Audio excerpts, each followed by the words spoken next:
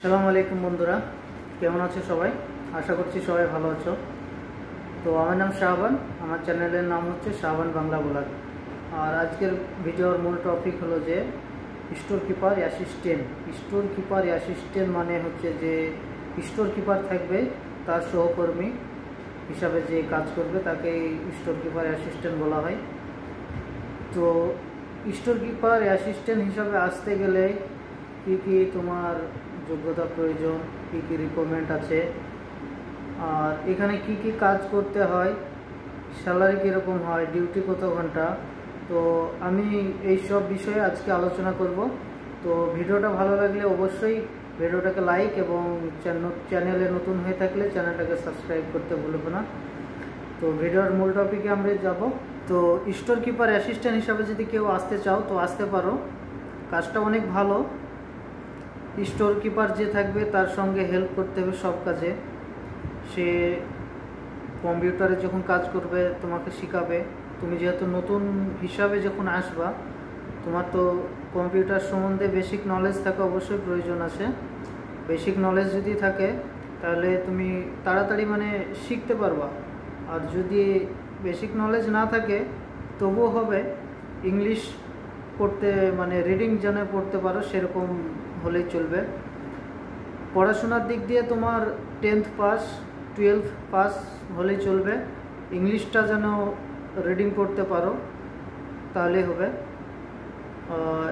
এইগুলো হলে আর বেশি কিছু অ্যাসিস্ট্যান্ট হিসাবে আর কিছু দরকার নেই। আর যদি তোমার আরও ডিগ্রি থাকে তাহলে তো তোমার জন্য প্লাস পয়েন্ট, সেটা কোনো সমস্যা নাই। তো নর্মালি যেটা প্রয়োজন আমি সেটা বললাম আর কি, যেন ইংলিশটা যেন পড়তে পারে।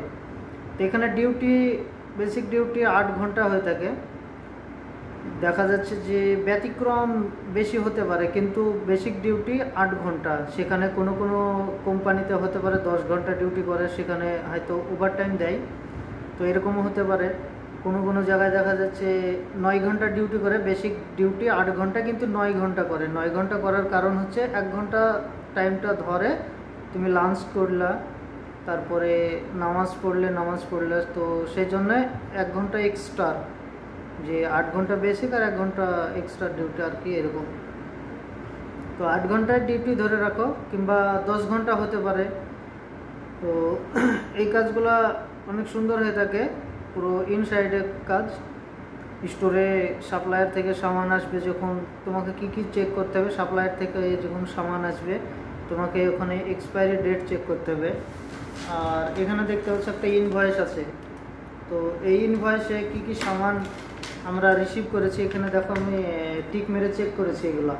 তো এইভাবে চেক করতে হবে সব কিছু কি ওকে আছে, না কম আছে, না বেশি আছে, কোয়ান্টিটি, সেগুলো চেক করতে হবে। এখানকার ইনভয়েস কিন্তু পুরো আরবিতে লেখা আছে, এগুলো ট্রান্সলেট করতে হবে ইংলিশে ট্রান্সলেট করে তারপর আমরা পাশে লিখে দিই যে কি কি সামান আমি রিসিভ করলাম আর কি। এক্সপায়ারি ডেট চেক করা এটা একদম মাস্ট, জরুরি।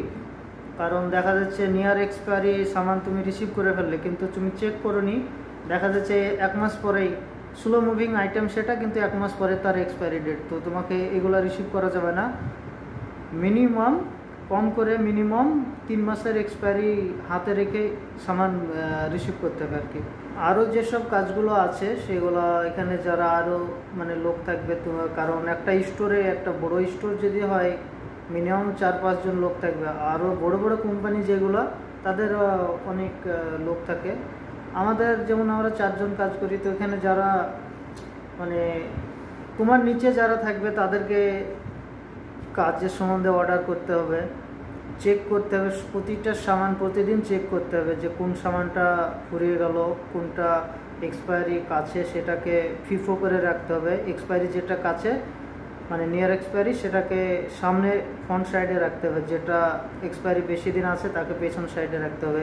তো এইভাবে যে ফ্রিজার রুম আছে আমাদের, যেখানে ফ্রোজেন আইটেম থাকে, সেইগুলোকে তোমাকে চেক করতে হবে। স্টোর কিপার কম্পিউটারে কাজ করবে, আর অ্যাসিস্ট্যান্ট যে থাকবে তাকে সমস্ত কিছু ইনফর্ম দিবে আর কি, স্টোর কিপারকে দিবে।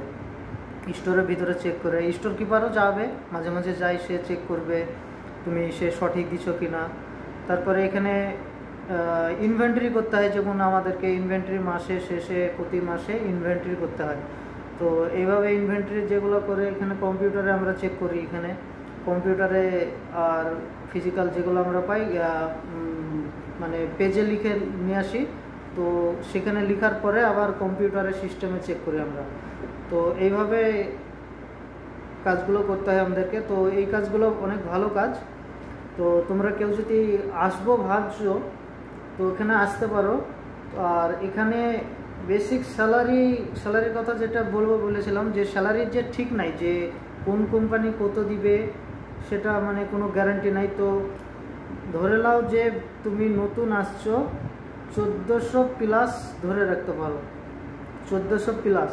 দেখা যাচ্ছে কোনো কোম্পানি আবার খাওয়ার টাকা আলাদা দেয়, আবার হতে পারে কোনো কোম্পানি ওই 1400-র মধ্যেই খেতে হবে তোমাকে, এরকমও হতে পারে। মানে তুমি নতুন আসছো, তুমি কিছুই জানো না, এখানে এসে পুরো শিখবা। ভাষা তো জানো না, এখানে এসে আরবি ভাষা শিখতে হবে তোমাকে। ইংলিশ যদি বলতে পারো তাহলে তোমার জন্য ভালো, তাড়াতাড়ি তুমি যে তোমার ক্যারিয়ারটা এখানে তাড়াতাড়ি গ্রো করতে পারবা তুমি যদি ইংলিশ জানো। আর যদি নাও জানো তাহলে একটু সময় লাগবে তোমার আরবি শিখতে। আরবি শেখার পরে তুমি এগুলো করতে পারবা, তো সমস্যা নাই। যারা আসবো ভাবছে স্টোর কিপারে অ্যাসিস্ট্যান্ট হিসাবে, তারা আসতে পারো এই কাজে।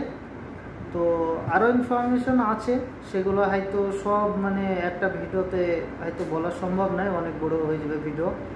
তো যতটুকুই হলো, ভিডিওটা যদি ভালো লাগে, কারোর যদি মানে একটু উপকারে আসে, তো অবশ্যই ভিডিওটাকে লাইক করো, ভিডিওটাকে সাপোর্ট করো, আমার চ্যানেলটাকে সাপোর্ট করো।